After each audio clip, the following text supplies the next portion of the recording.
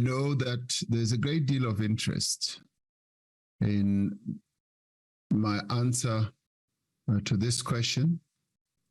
And I'd like to say that without appearing like I do not want to answer questions, that I do not want to be accountable, I should say that, as I indicated before, I stand ready to cooperate and also to give an explanation and to cooperate with any investigations on this matter.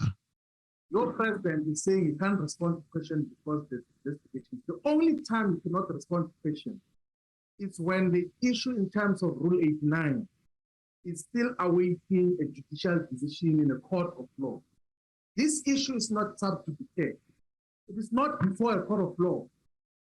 We do not know whether there's investigations or not, but there's no permissibility, none whatsoever, for Mr. Ramaphosa not to respond to this question, because the Constitution obliges him to respond to each and every detail that we have asked.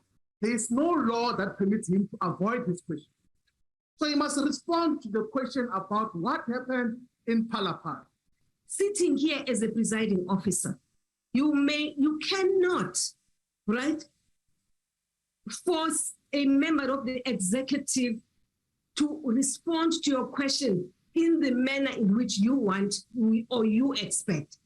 However, you can only sit here and steer the ship so that we get to a point where there's convergence of views. But you have got a question on the order paper that has been correctly put on the order paper that has not been answered. And that is the crux of the issue.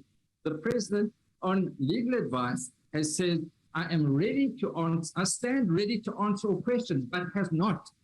He has not answered the question. He's given a response, but he has not. So, Speaker, the correct ruling would be to rule, President, answer the question. Not give a response to say, I can't answer the question because I've got legal advice to do so. And if the president says he will account to investigative authorities rather than Parliament, that is a very dismal state of affairs. So I would implore the president, he says, I stand ready to answer all the question. That is now, that he would use his discretion and answer to Parliament right now. Thank you, Speaker. No, we mustn't conflate two unrelated issues. All the mechanisms that we're using here are mechanisms that this Parliament has designed in order to hold the executive to account. The Section 89 process must go its own route and will deal with the president when he comes before that process. But this is a question and answer session through which we also hold the executive to account. And the president is here to answer questions, and the question is here on the paper. On the paper, I did say right at the beginning that it has been put properly and it must be responded to.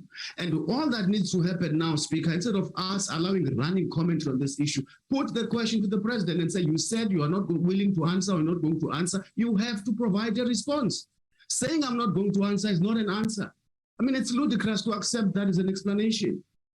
This issue cannot be postponed. We can't wait until the 29th of September. So let us deal with those issues of the proper Parliament constitution, and then we call him next week so that he's able to respond, particularly to the question which he has been refusing to respond to now.